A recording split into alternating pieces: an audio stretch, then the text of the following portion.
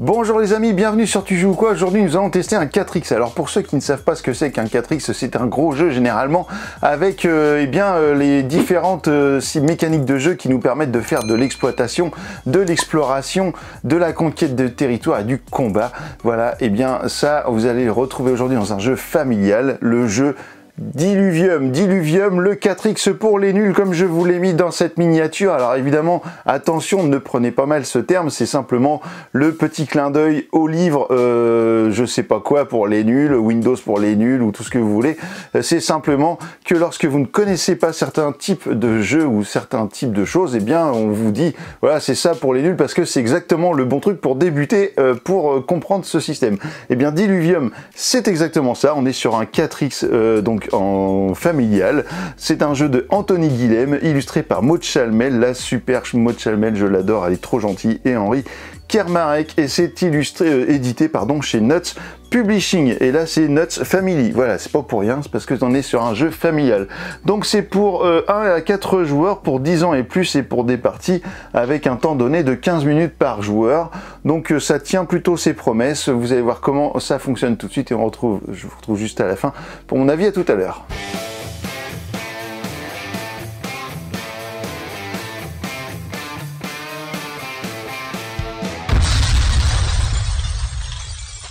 Voici le matériel de Diluvium. Alors quel est le but du jeu? Eh bien vous allez devoir cumuler un maximum de thunes à la fin de la partie, et le déclenchement de fin de partie sera lorsque l'un des 3 réceptacles ici sera vide. Ces 3 réceptacles contiennent des ressources, et vous avez 3 ressources dans le jeu, à savoir la force militaire, donc les petits sabres là, vous avez l'artisanat représenté par les bagues, et vous avez la nourriture représentée par ces jetons avec des bananes et des fruits. Vous avez des fruits d'ailleurs, la banane étant un fruit.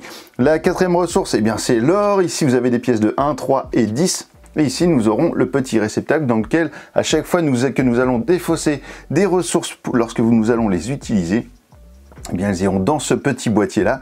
Lorsque vous jouez, eh bien, à 2, vous avez 16 jetons de ressources de chaque dans le paquet, dans chaque boîte, et vous avez donc cette mise en place qui est expliquée dans la règle. Vous aurez donc des tuiles dans la boîte qui auront soit 2 petites ressources de nourriture, soit une ressource de nourriture, soit pas du tout de ressources de nourriture. Et en fait, la règle du jeu va vous expliquer, après avoir mélangé les tuiles entre elles, comment les placer suivant le nombre de joueurs que vous allez être. Vous avez un jeton premier joueur qui sera attribué à l'un des joueurs. Chaque joueur aura un petit plateau gouvernail comme celui-ci, donc ça ne prend pas beaucoup de place sur une table. Parfois les jeux, c'est vrai que ça prend un max de place et tout, mais là ça va, on est bien. Vous allez prendre tout le matériel qui correspond à votre couleur, donc à savoir des petits colons que vous allez mettre dans les emplacements ici. Alors normalement ils se mettent debout, mais moi je vous les ai mis tous couchés pour que vous puissiez bien les voir du dessus. Un petit pion cylindrique que vous allez mettre ici sur la case 1 de la zone de l'action combattre. Vous avez des petits cubes ici que vous allez mettre sur l'action explorer, et vous allez avoir un bateau de combat et un bateau d'exploration que vous allez placer sur votre zone, sur votre tuile qui correspond à votre couleur. Vous aurez sur votre plateau joueur 4 actions qui seront à votre disposition, à savoir explorer juste ici, vous allez avoir coloniser, exploiter et combattre, et à chaque tour vous allez tourner votre petit gouvernail pour l'amener sur l'action que vous souhaitez faire, et vous allez donc à chaque fois faire l'action en question. Alors évidemment vous ne pourrez pas faire 2 fois de suite la même action, donc à chaque fois vous serez obligé de bouger votre gouvernail. Vous allez avoir également un petit présentoir ici qui vous sert à cacher vos ressources, c'est-à-dire que lorsque vous gagnez une ressource, le dos de la ressource est neutre, et en fait vous allez la placer comme ceci sur votre petit plateau. Donc moi je vais pas vous le faire comme ça pour que vous puissiez les voir, je vais vous les mettre comme ça face visible, mais en tout cas ce sera face cachée de tous les joueurs. Également l'argent a une face avec un numéro et l'autre face a une face neutre pour que vous puissiez ne pas savoir combien d'argent ont vos adversaires. Alors on y va. La première action que l'on peut faire, ça va être celle qui est juste en haut, ce sera l'action explorer. Pour explorer dans ce jeu, vous avez votre petit bateau, le petit bateau d'exploration qui est là et qui va vous permettre de naviguer, et à chaque fois vous allez pouvoir naviguer entre 1 et 2 tuiles. Donc si je pars d'ici, je peux très bien faire 1 et 2 et arriver là sans problème. Mais lorsque j'arrive sur une tuile qui est face invisible, eh bien je vais devoir m'arrêter. C'est-à-dire que si je me déplace ici et que je voulais par exemple aller sur cette tuile, eh bien je suis obligé de m'arrêter sur celle-ci parce que cette tuile, je vais devoir la retourner. Par contre, je vais devoir payer obligatoirement le coût qui est indiqué dessus en nourriture, donc à savoir un jeton nourriture. Je n'en ai pas au début, donc je suis obligé d'aller ailleurs. Donc on va dire que je vais sur cette tuile qui est juste ici. Du coup, eh bien, je vais prendre un cube, celui qui est le plus à gauche de mon petit râtelier ici, et je vais le mettre soit sur le 2 ici, sur la petite pièce 2, soit sur une des tentes ici. Qu'est-ce que ça va faire? Eh bien, au moment où je vais poser mon cube ici, je vais gagner 2 pièces. Et au moment où je vais poser mon cube juste ici, eh bien, je vais faire une action colonisée. Donc ça, c'est intéressant de faire une action colonisée dès le départ parce que vous allez voir que vous allez pouvoir récupérer des ressources. Au passage ici, j'ai enlevé un cube, j'ai une pièce qui s'est libérée, qui est désormais visible. Je prends eh bien, directement une petite pièce ici, je vais la mettre là dans le coin, voilà, ça va bien se voir ici. Alors une autre chose sur l'action explorer, c'est que si je voulais aller sur une destination qui serait plus loin que les 2 qui me sont autorisés en déplacement, eh bien je vais devoir payer une nourriture à chaque fois par case supplémentaire. Donc, si je voulais aller ici en partant de ma cité et que les tuiles étaient bien retournées face visible, ça ferait 1, 2 et pour arriver juste ici, il faudrait que je paye une nourriture pour arriver sur cette tuile. Du coup, je vais me mettre sur la case juste ici pour gagner les 2 pièces, puisque c'est quand même grâce à ça que l'on va gagner à la fin la partie ou pas. C'est grâce à l'or, donc autant que je me fasse un petit pécule direct. On va passer au joueur rouge, qui lui maintenant va pouvoir faire également l'une de ses actions. Alors, je vais pas vous faire les actions du joueur rouge, je vais vous expliquer vraiment les actions du joueur jaune, et dans certains cas, je vais placer des petits pions pour qu'on voit un petit peu ce qui se passe pour le jaune. Je déplace mon petit gouvernail jusqu'à l'action coloniser et là je vais pouvoir eh bien déplacer des colons de mon plateau ou bien des colons qui seraient déjà sur le plateau de jeu pour en déplacer eh bien jusqu'à 2, puisqu'ici j'ai 2 actions colonisées, puisqu'ici vous avez le petit symbole avec les petites tentes. Donc je vais en prendre un par exemple juste ici et je vais aller mettre un colon eh bien soit sur mon territoire à moi, sur ma tuile cité, soit sur une tuile sur laquelle j'aurais déjà installé un petit cube. Alors si je place un colon par exemple sur ma cité ici, sur cet emplacement là, eh bien je vais gagner immédiatement un jeton avec une épée. Voilà, c'est comme ça que vous allez gagner les petites ressources, même sans faire l'action exploiter. Donc ça, c'est plutôt cool. Et je vais décider de prendre un autre colon. Alors, je peux le prendre n'importe où, mais je vais continuer ici. Et je vais le mettre eh bien, sur cette tuile. Alors du coup, ce qui est intéressant, c'est qu'ici, vous avez toutes les ressources disponibles, à savoir donc la nourriture. Vous avez 2 emplacements. Vous avez un seul emplacement pour l'artisanat et 2 emplacements pour les pions combat. Mais vous avez également le 4e emplacement qui est très intéressant, puisque ici, vous avez le petit emplacement avec l'engrenage. Et lorsque je mets un pion colon sur ces tuiles-là, sur ces emplacements-là, eh bien, je vais aller chercher une carte ici dans ce paquet d'engrenages. Alors ça s'appelle pas des tuiles engrenages, des cartes engrenages, ce sont des tuiles ruines, voilà, les emplacements ruines, donc c'est des cartes ruines. Et là qu'est-ce que c'est? Eh bien cela va m'apporter 3 nourritures, donc je peux l'utiliser quand je veux pendant mon tour. Eh bien celle-ci je vais l'utiliser tout de suite, je vais prendre 3 nourritures. Donc vous voyez déjà sur les 16, j'en prends 3 rien que pour moi. Hop, et je les mets sur mon petit râtelier, bien à l'abri du regard des autres qui vont très vite oublier ce que j'ai sur mon râtelier, rassurez-vous. Je vais pouvoir défausser cette carte-là, et du coup ce sera terminé pour mon action colonisée. Alors vous voyez que petit à petit, au fur et à mesure que je libère des colons ici, vous voyez un emplacement, un pion ressource avec un point d'interrogation qui apparaît. Et bien ça veut dire que si j'ai 0 colon sur cet emplacement au moment où je fais l'action de coloniser, et bien je vais pouvoir récupérer une ressource de mon choix ici dans l'une des petites boîtes qui se trouve juste ici. La 3e action qui correspond à petit au 4X, à savoir l'exploration, la colonisation, l'exploitation et le combat, eh bien ce sera hop là l'exploitation. Et pour vous tricher un petit peu et pour vous montrer ce qui se passe, je vais rajouter un colon juste ici. On dit que je l'ai fait juste avant sur un autre tour. Je vais faire un tour d'exploitation et là eh bien je vais choisir l'une des tuiles sur laquelle j'ai des colons et je vais eh bien produire les ressources sur lesquelles j'ai mis mes petits bonhommes. Vous avez ici la tuile avec un colon sur les ruines et un colon sur l'artisanat. Et on a également ici ma cité avec le colon qui est sur la tuile armée. Je vais choisir la tuile qui est juste ici. Pourquoi? Eh bien parce que j'ai deux colons, sauf que les ruines, en fait, lorsque vous faites l'exploitation, eh bien elles ne produisent rien, elles ne produisent des cartes ruines que lorsque vous allez dessus. Donc il va falloir peut-être déplacer des colons sur d'autres endroits pour récupérer d'autres cartes. C'est comme ça que vous allez pouvoir les avoir. Donc ici, qu'est-ce qui va se passer? Je vais pouvoir récupérer un jeton artisanat si je vais ici.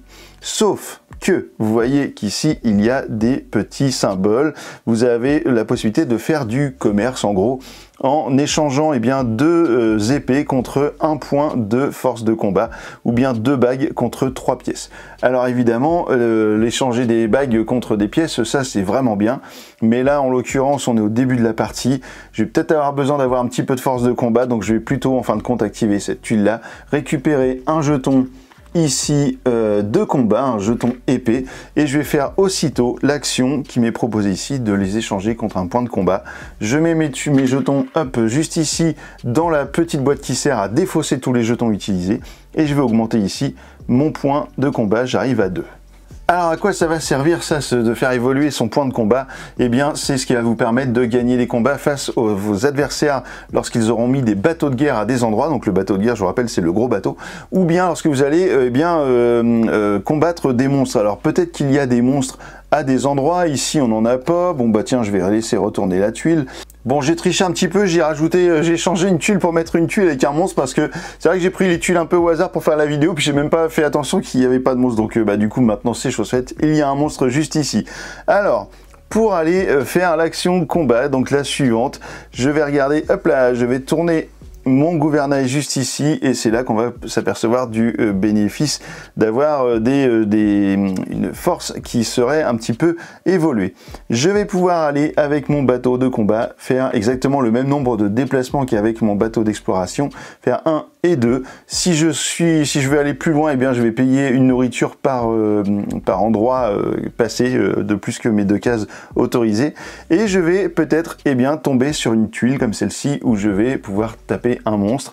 Donc comment ça va se passer le combat? Vous avez une force de combat du monstre qui est sur la tuile, vous avez la récompense en argent qui sera prise si j'arrive à combattre ce monstre et donc je vais devoir le combattre. Alors pour le combattre, il va falloir additionner votre force actuelle, donc là c'est 2, à un éventuel rajout de petits jetons comme ça avec des épées.